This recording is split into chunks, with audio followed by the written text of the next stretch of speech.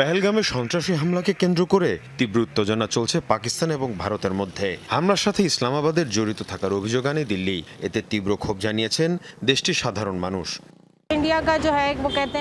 কোনো তদন্ত ছাড়াই ভারত কিভাবে নিশ্চিত হলো যে এই হামলার সাথে পাকিস্তান জড়িত? ভারত যদি এভাবে আগ্রাসন চালায় তাহলে আমাদেরও উচিত এর জবাব দেয়া।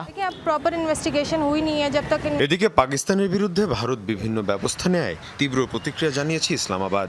এই ইস্যুতে প্রধানমন্ত্রী শাহবাজ শরীফের নেতৃত্বে জরুরি বৈঠক হয়। প্রতিরক্ষামন্ত্রী সহ 3 বাহিনীর প্রধান অংশ নেন এতে। দিল্লির আচরণকে অপরিপক্ক বলছে পাকিস্তান।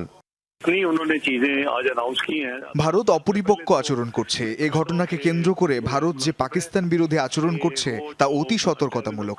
ওই হামলার সাথে যে পাকিস্তান জড়িত এ সংক্রান্ত কোনো প্রমাণ দেখাতে পারেনি দিল্লি।